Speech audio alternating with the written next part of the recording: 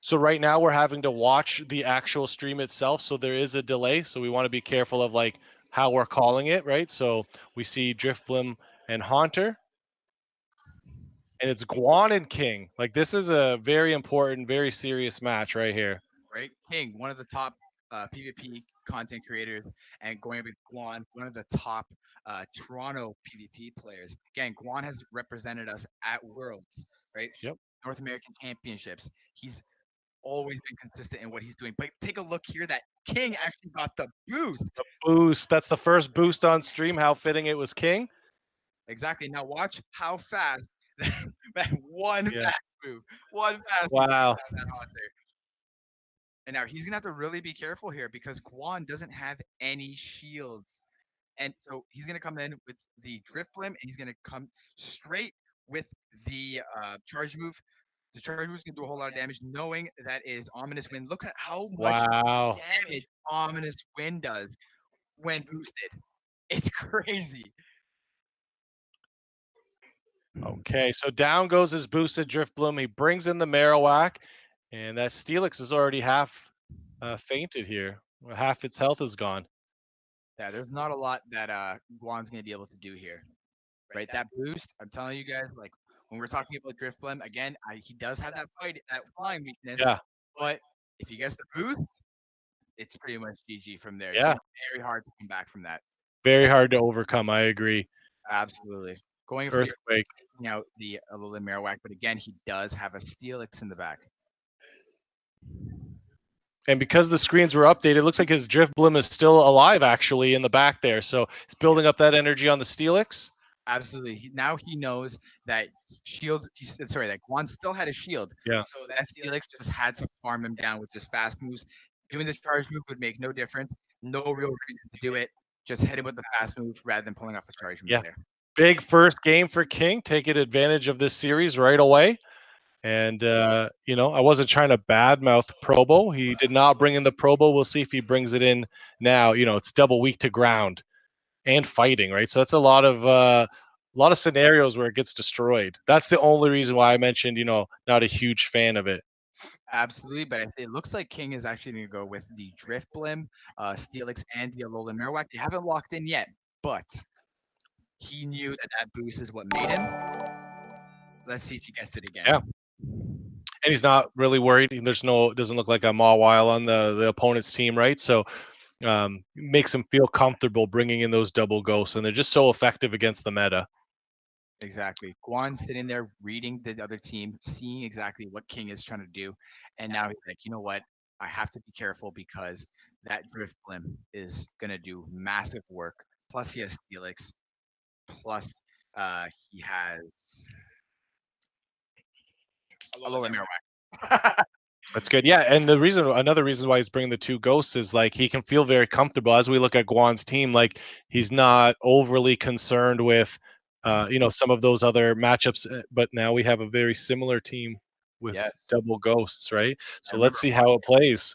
Haunter is going to be a huge. He's at that glass cannon, right? Yeah. He's an assassin with those shadow claws, and shadow claws can do a lot of damage. But again, Drift Blim is very bulky. And King didn't bring a confusion user for the Haunter to be scared of. He doesn't know that yet, right? So let's see how these ghosts do. And as we see here, Shadow Claw going to do a lot of damage. Very energy efficient. He's going to be able to get to that Shadow Punch. Drift Blim is going to have to shield. He's going to have to shield. So much damage and gets the first shield off. And shielding the Haunter, right? Knowing that he can get to another Shadow Punch.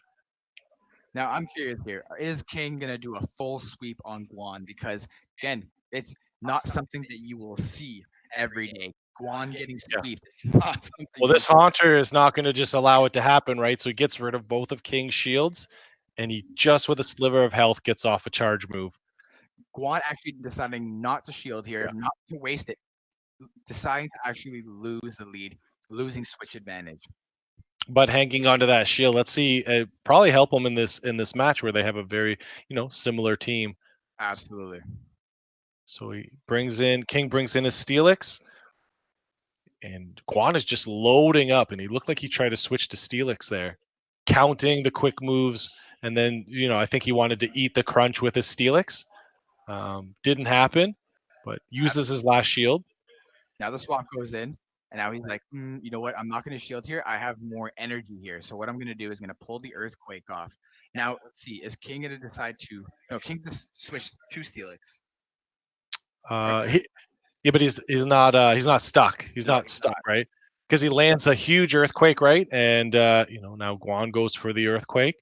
So wow, I don't think it's going to be enough to KO. no, it's gonna be very close, right? You can see close. very close, and then King brings in the Marowak, knowing that Steelix is out of all of that energy after that earthquake, and farms it down. Are you wondering the quick move on Marowak? Yeah, I was thinking the same when we saw that it went down so quick. I personally haven't used fight. Ooh, Ooh, and that's going to be a big game changer. the Drift Blim was so loaded with energy. Smokes the Marowak, and then he's going to finish off the Onyx with this Alola Marowak. That J farm was crazy. Dang. And now we get to see what we've been wanting all day, right? Another game 3 for the viewers. Yeah, absolutely. I think King should have swapped right after he used the Earthquake. If he did that, he would have been able to bring back, I think it was the Alola Marowak, right? And then be able to just farm, Okay. right? Yeah. It's okay. Some mistakes, right? But again, these guys are pros. They know exactly what they're doing. Yeah, you could see the Haunter kind of made the difference at the start of the match, getting to the Shadow Punches a lot quicker. And it doesn't look like King has a confusion user either, right? Yeah, he doesn't have a single confusion user. He's deciding to make his wild card pick, the Probo Pass. Dang, I always prefer, or at least on my team of 6, at least a confusion user to kind of, take care of some of the fighters, but we're seeing them not use fighters so far, or at least in that last match. Exactly, and that's the thing right now. Like me personally, I decided to not use the confusion user either. Right? On your team of 6 at all? No, I'm using Oh, Lugia. okay. Right now I'm having Lugia on my team, and that Hydro Pump has come clutch for me. Very Yeah, I've seen you nail some people on some streams with that hydro pump.